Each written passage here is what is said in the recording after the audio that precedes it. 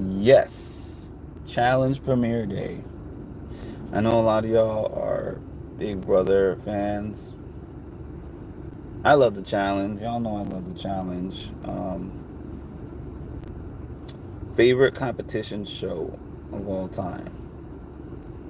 There's so when it comes to Big Brother, I love the live feeds, but I would say for Big Brother about week 6.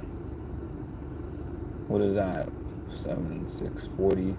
Yeah, week 6 or 7 or so. Week 6 or 7 is when Big Brother becomes really interesting for me. Like the first few weeks is kind of a feeling out process. Sometimes there's crash out people that make it interesting in the beginning, but you know those people are going to be out of there soon. So like it's not the time for the real gamers to get their teeth in the game. Whatever the case may be, yeah, that's that.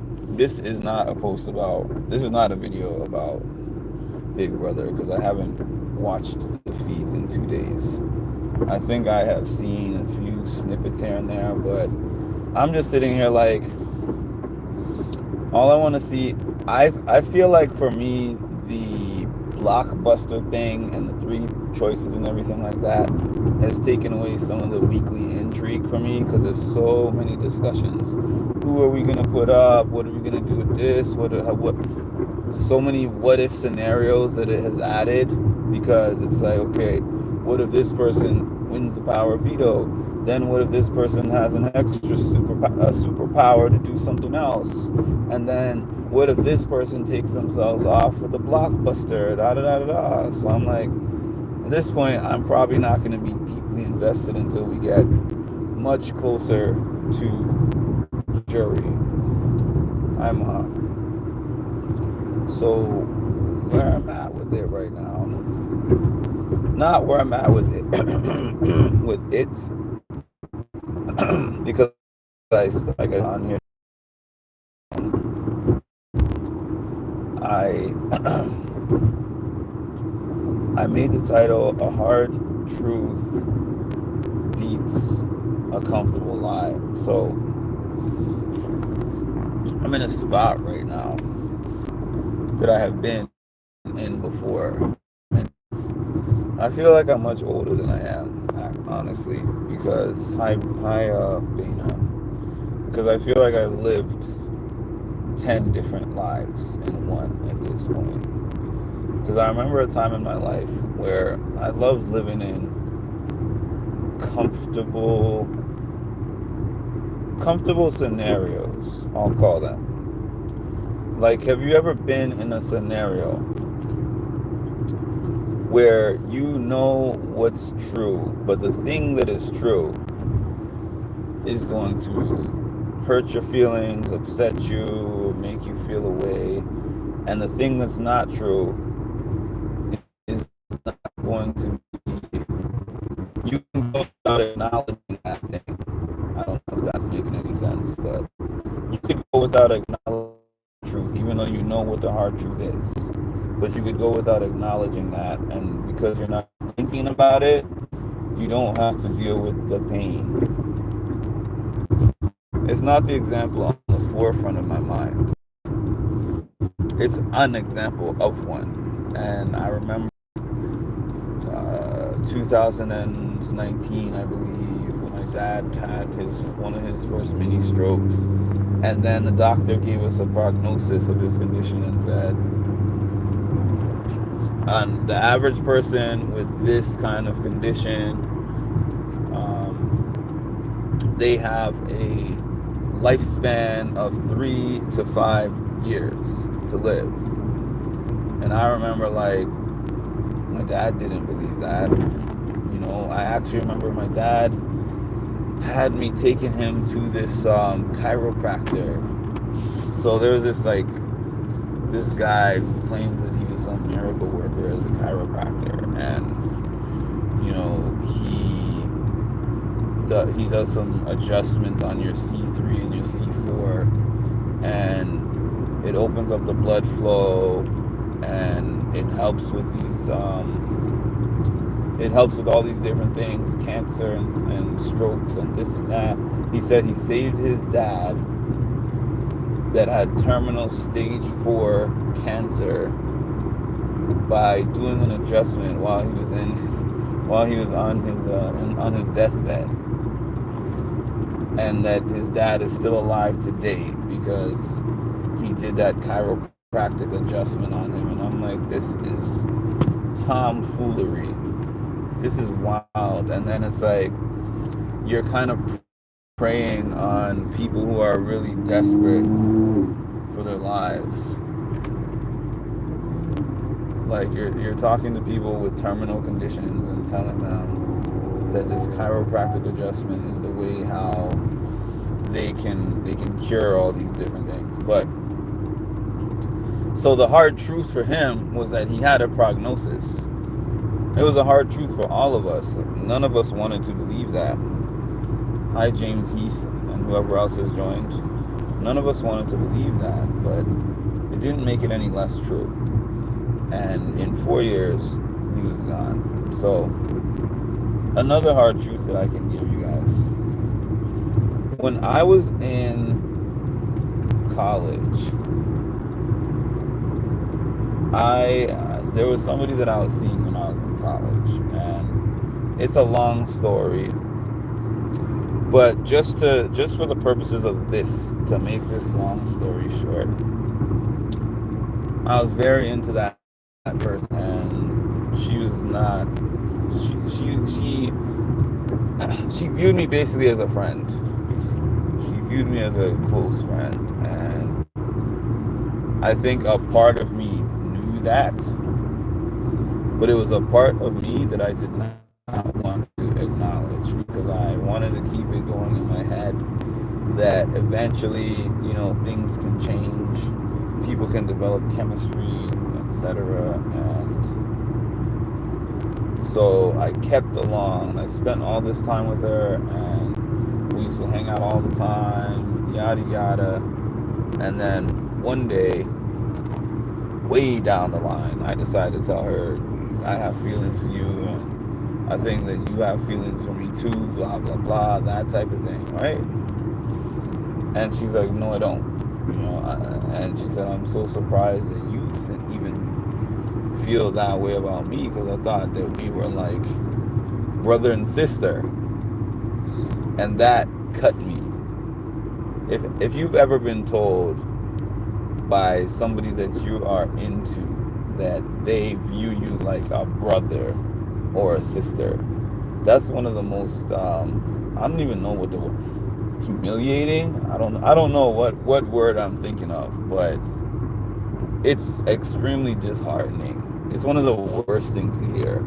I'd rather hear, well, I see you as more of a friend, or I don't view you in that way. Like, to hear I see you like a brother is, to me, is like, I want to let you know, I want to make you aware that this is extremely platonic. Our relationship is as platonic as it can get. Now, the hard truth, right? The comfortable lie was to not say anything about my feelings and to just keep going along, keep going along and hoping that one day we have some kind of a mutual feeling or whatever. But guess what? That made it worse for me, because the longer that I sit in this thing and not say anything is the longer that I don't have her tell me that I look at you like a brother. Do I want to hear that I look at you, view you like a brother? No. But hearing that is like, okay, I got that gut punch. Yes, I'm going to have to deal with it. But then from there, I can figure things out and move on. I'm going to get that gut punch one way or another. Okay, so there's two ways that it's going to hit me. It's just going to postpone, and then I'm going to get it later. she's going to eventually tell me and I'm going to get that gut punch later. Or I live in a reality where I'm around somebody all the time. They think and feel one thing and I think and feel another. And that means they don't have the type of stress, the type of anxiety or yearning and all that stuff that I have. And I'm just holding that and harboring that indefinitely. So the hard truths are not so hard for me anymore. They're called hard truths for a reason. But what I'm trying to say is I'm very logical now compared to how I used to be like a lot more logical and a lot less emotional, and I like to know the truths that I need up front, even with a job. What sold me on this current job that I was in was the fact that in my interview we had very transparent discussions about upward movement and about company culture and like a bunch of things that I haven't really gotten in other interviews. So it meant that when I came into this company, a lot of things that I'm seeing now, I'm prepared for. If we hadn't had those discussions and I just walk into the company and you're telling me all these sweet nothings in my ear, and then I get in there and I'm like, what is this? Then I'm probably going to leave or be pissed. I'm going to leave eventually, but I'm going to be pissed and then I'm going to leave. But because I know up front, hey, you have given me a heads up about what's happening here, what I'm getting into. And sometimes it's not that. Sometimes it's not you getting a heads up from somebody else. Sometimes it's you observing something and saying, you know what, this is my observation. Now, I hope that I'm wrong. And then you sit there and say nothing. But you see what it looks like. It walks like a duck. It quacks like a duck. But you're like, maybe it's not a duck. Instead of sitting, waiting, and saying, I hope this is not the way that it appears to be, you could be more like, let me ask some questions. People know everyone about, well, not everybody, but the people that know me know that one thing that I'm good for nowadays is asking a bunch of questions. And I won't just ask one person, especially if it's something that is a little bit subjective. I might find 5 people to ask. Just like how they say to like a fact is not really a fact unless you have 5 different sources, or it's generally recommended that you get at least 5 different sources. Same with information that you get about people sometimes, or like a company. You know, ask 5 or more. 5 is like minimum. 5 or more different employees, and ask them what their experiences have been, because leadership is going to tell you whatever leadership wants to tell you just to get you in the door, comfortable, but you know that it's not a real truth, and it's just a truth that you're in because you don't want to open Pandora's box. Open it up, man. Open it up. It's just, you're not going to cover, so that needs to be, what's it called? I was going to say sewed up, stitched up. You get a huge cut on your arm that needs to be stitched up. You throw like a whole bunch of Band-Aids over it. The Band-Aids temporarily make you not have to think about the wound, but the wound is still there and the stitches are still needed. So my thing is, just if you get anything from this, choose the hard truth over the comfortable lie, always. And I hope you have a good day. Reminder No recap. No recap today for Wednesday's episode, but I'll recap, I don't know, Thursday morning. Probably Thursday morning or at some point on Thursday. I think I said yesterday either I'm going to recap Thursday morning or I'm going to get on like before the eviction night episode. I don't think I've done like a pre-eviction video so far this year. So I might even get on like, that might be cool. I used to enjoy doing that. I might get on like an hour before the episode airs and do like a little recap. And by then I might have some time to have gone through a little bit of research in terms of just, I mean, when I say research, I mean just going through my different sources that I can look up and getting kind of a pulse of what's been going on in the house from on Tuesday and Wednesday and Thursday, when Thursday comes. And then, you know, go through the different scenarios and maybe what the house is leaning towards and predictions on who wins the blockbuster. Last week my prediction was, what was it, Kelly? I think my prediction was Kelly winning the blockbuster. And I think a lot of people think it's no, not Kelly. Last week, I'm trying to remember my timeline. Adrian won a blockbuster, I'm pretty sure. Yes. I think Kelly won. Oh, I remember now. That's why I'm all mixed up. Kelly won the power veto that she played with that power that she got, and Keanu won the original power veto with his power because Casey won that one, and that was all in the same week. See, that's what I'm saying. This is becoming Survivor-ish because it's hard for me to keep track of everything. Yeah, so I guess if you count that, I think Kelly has 2 POV wins because I think she got POV during Vince's HOH, and then she got POV with that power that she got. So she has 2 of them if you count the power ones.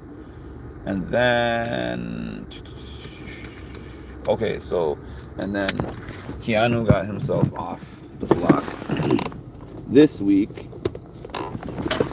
And now we have what? Adrian, Will. What is it? Adrian, Will, and Kelly. So a lot of people have Kelly winning as a foregone conclusion. I don't know. I mean, Kelly seems to be the most likely winner. She does. If I had to make a prediction, though, I might go with Adrian, but like my brain says Adrian, my heart says Will. I want Will to win so people can put some respect on his name. Put some respect on my name. Are y'all finished or y'all done? Put some respect on it. Put some respect on it. Hey, put some respect on it.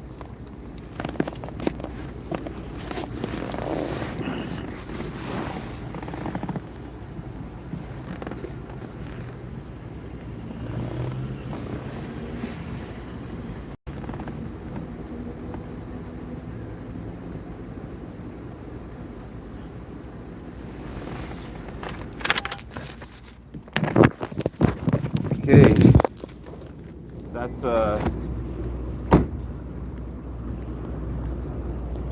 what is this? That's 2 days in a row that I'm on time, early in fact. I don't like this new mark. Do not like this new mark, guy.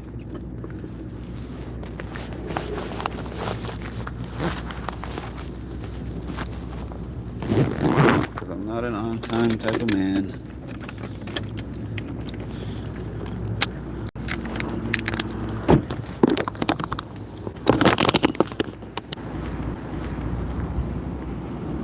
All right, I'm out of here. Like, comment, subscribe. Hit the notification bell to get notified when I drop some more amazing content. Thank y'all. Have a great day.